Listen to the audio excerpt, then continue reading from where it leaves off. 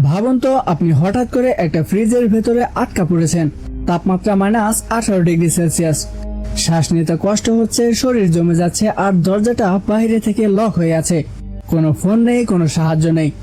আপনি চিৎকার করছেন কিন্তু বাইরে কেউ শুনতেই পাচ্ছে না। 1 মিনিট, 2 মিনিট, ঘন্টা পেরিয়ে যাচ্ছে আর আপনি বরফ হতে শুরু করেছেন। এখন প্রশ্ন হলো, এমন পরিস্থিতিতে আপনি কি করবেন? আজ আমি যে গল্পটা আপনাদের শোনাতে যাচ্ছি সেটা ঠিক এইরকমই এক মেয়ের, যার নাম মিলি। একটা ভুলেই সে বন্দী হয়ে গেল বরফ ঠান্ডা মৃত্যুকূপে। আর তারপর যা ঘটলো তা আপনার শরীর কাঁপিয়ে দেবে। চলুন তাহলে শুরু করা যাক আজকের ভিডিও। মিলি নামের এই মেয়ে একটি রেস্টুরেন্টে পার্ট টাইম জব করে। তার আরো 2জন কলিগ ছিল। তাদের সকলেরই ছুটি হয় আর তারা বেরিয়ে যেতে থাকে। তখন সেই রেস্টুরেন্টে কিছু পার্সেল আসে। সেখানকার ম্যানেজার সেই 2জন ছেলেকে বলে এটাকে ফ্রিজে রেখে আসো। তখন সেই 2জন পার্সেল রাখতে ফ্রিজের কাছে যেতে শুরু করে। ফিঙ্গারপ্রিন্ট মেশিনের সামনে মিলিকে দেখে। তখন তারা 2জন মিলিকে বলে, আমরা এখন একটি পার্টিতে যাব, আমাদের এমনিতেই অনেক লেট হয়ে গিয়েছে, তুমি একটু এগুলো ফ্রিজে রেখে আসো। মিলি সে পার্সেল রাখতে ফ্রিজ রুমে ঢুকে। মিলি যখন সেই পার্সেলগুলো শেলফে রাখতে যায় তখন সেই কার্ডবোর্ডের বাক্সটা হঠাৎ ছিঁড়ে যায়। জমাট বাঁধা মাংস মেঝেতে পড়ার শব্দটা ঢেকে দিল ম্যানেজারের দরজা বন্ধ করার শব্দ। মিলি টেরই পেল না, কিন্তু ঠিক সেই মুহূর্তে মিলি আটকা পড়ে গেল ফ্রিজের ভেতরে, যেখানে তাপমাত্রা ছিল -18 ডিগ্রি সেলসিয়াস।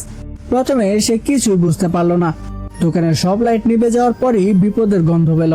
আতঙ্কিত হয়ে ভারী দরজায় ধাক্কা দিল, লাইট জ্বালায়, কিন্তু তার হৃদয়ের লাইট আর তখন জ্বলে উঠল না। মনে অজানা ভয় কাজ করতে লাগলো। ম্যানেজার তখন ফোনে ব্যস্ত, অন্য কোনো শব্দ তার কানেই পড়ল না। ফোন কলে কথা বলতে বলতে রেস্টুরেন্ট থেকে চলে গেল, আর মিলি একা ফ্রিজের ভেতরে বন্দি। মিলি তড়িঘড়ি করে তার ফোন খুঁজলো, কিন্তু দুর্ভাগ্যবশত ফোনটি দোকানের কাউন্টারে ফেলে এসেছে। বরফের ঠান্ডা স্পর্শে মিলি হতাশ হলো। সে বুঝলো না কি করবে, কিন্তু হাল ছাড়লো না। একটি কাঠ পেল এবং দরজায় আঘাত করতে লাগলো। অনেক ধাক্কা দেওয়ার পরও দরজাটা একটু নাড়াতে পারলো না। তার হাত ক্ষত বিক্ষত হয়ে গেল। তাপমাত্রা ক্রমশ কমতে লাগলো। মিলি বারবার হাত ঘষতে লাগলো সামান্য উষ্ণতা পাওয়ার আশায়। হঠাৎ তার হাতে লাগলো পকেটে রাখা সিনেমার টিকিট। ঘড়ির দিকে তাকালো, শেষ শো প্রায় শেষ। একটি ট্রে ধরে দরজায় ধাক্কা দিল। সে সময় থিয়েটার থেকে বের হওয়া মানুষের ভিড় দোকানের সামনে দিয়ে চলে যায়। সবাই সিনেমা আর রাতের খাবারে ব্যস্ত। কারো কানে পৌঁছালো না মিলির মরিয়া চিৎকার। ভিড় চলে যাওয়ার পর একটি ছোট্ট ছেলের শব্দ শুনে বাবাকে বলল। বাবা এগিয়ে এলেন, কিন্তু ঠিক তখনই ট্রে মিলির হাত থেকে পিছলে যায়। সে তখন এতটাই জমে গেছে যে আর লড়তেই পারল না। তার একমাত্র সুযোগ ফসকে গেল। এক এক করে মলের সব আলো নিভে গেল। মিলি পুরোপুরি ফ্রিজের ভেতরে বন্দি। তার ঘড়ি ঠান্ডার কারণে ভেঙে যায়। সময় হারিয়ে যাওয়ায় তার হৃদয় আরো নিঃসঙ্গ হতে লাগলো। বরফের ঠান্ডায় নাক থেকে রক্ত পড়তে শুরু করে। এই পরিস্থিতিতে সে আর বেশি সময় বাঁচতে পারবে না। ভীত হয়ে সে এক কোণে গিয়ে মুড়ে বসলো। কি করবে জানে না, কতক্ষণ বাঁচবে তাও জানে না। শীঘ্রই তার হাতও জমে গেল এবং বরফ ক্রমশ তার বাহুতে ছড়িয়ে পড়লো। মিলি নিজেকে দৃঢ় রাখলো। কানের দুল খুলে ব্যাগ থেকে একটি পাতলা শার্ট বের করে অর্ধেক কেটে তার হাত পা বেঁধে নেয়। কিন্তু এটি যথেষ্ট ছিল না, তার পায়ের আঙ্গুল ফেটে যায়। সে শুধু আরো শক্তভাবে মরে বসে। সময় কত গেছে সে জানে না। কিছুক্ষণ পর সে বুঝলো ফ্রিজের ভেতরে বরফ ঠান্ডা বাতাস আসছে 2টো ফ্যানের থেকে। সে সাহস জোগালো, একটি বাক্স টেনে ফ্যানের কাছে গেল এবং এটিকে 2টি বর্গাকার কার্ডবোর্ডে কেটে নিল। আহত শরীর টেনে মইয়ে উঠে ফ্যানের উপরে কার্ডবোর্ড বসালো এবং সতর্কভাবে টেপ দিয়ে আটকে দেয়। এখানে একটু ভুলেও সে পড়ে যেতে পারে। প্রথম কার্ড উড়ে যাওয়ায় মিলি সেখান থেকে নামতে শুরু করে। তখন তার পা পিছলে যায় আর মিলি নিচে পড়ে, আর তখন তার ডান পা ভেঙে যায়। এই ঠান্ডায় আঘাত আরো বিপজ্জনক করে তোলে। মিলি সাহস দেখালো। ধীরে ধীরে তার পা 2টি শেলফের মধ্যে রেখে কার্ডবোর্ড দিয়ে সেটিকে স্থির করলো। দাঁতে দাঁত চেপে তার ভাঙা পা ঠিক স্থানে ফিরিয়ে আনে। শীত এবং ব্যথা সহ্য করে। কাপড় দিয়ে পা বেঁধে রাখে। শক্তি যোগানোর জন্য সে খাবার খোঁজে। আগে নরম থাকা ফ্রাই এখন পাথরের মতো শক্ত। কোনো উপায় না দেখে সে দেওয়ালের কাছে আরো মুড়ে বসে। হঠাৎ একটি ইঁদুর দেখতে পায়, কিন্তু ইঁদুর দেখে সে ভয় পায় না। ইঁদুরের নিচের বাক্স খুলে একটি চকলেট পায়। দ্রুত তা খেয়ে শক্তি যোগায়। ইঁদুরকেও একটি ছোট্ট টুকরো দেয়। ফ্রিজের তাপমাত্রা নেমে গেছে -16 ডিগ্রি সেলসিয়াস।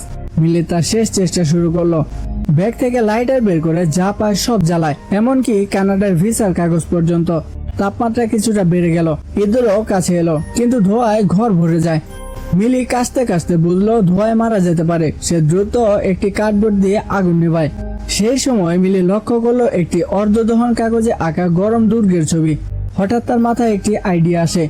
সে আহত শরীর টেনে বাক্স এবং প্লাস্টিক ফ্রেম দিয়ে একটি ছোট্ট আশ্রয় বানায়। কার্ডবোর্ডে ঢেকে শীত থেকে কিছুটা রক্ষা পায় এবং সেখানে ইঁদুরও ঢুকে আসে। মিলি যখন ঘুম থেকে উঠলো তখন দেখলো তার হাত কার্ডবোর্ড থেকে ফ্রিজের মেঝেতে জমে গেছে। দ্রুত দাঁড়ালো এবং চেঁচিয়ে হাত উঠালো।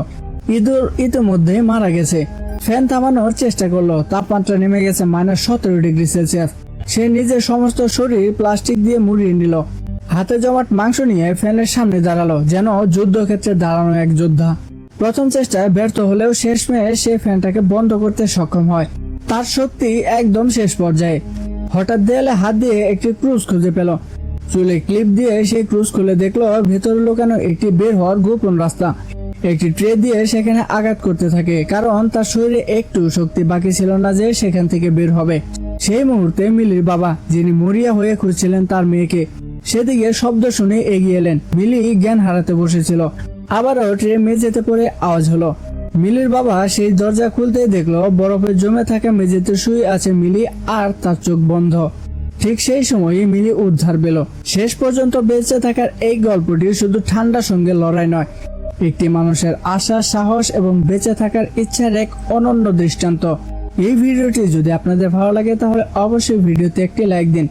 আর এমন সুন্দর সুন্দর ভিডিও পেতে অবশ্যই চ্যানেলটি সাবস্ক্রাইব করে রাখুন। আর এই চ্যানেলে সকল আপডেট সবার আগে পেতে বেল আইকনটি অল প্রেস করে রাখুন।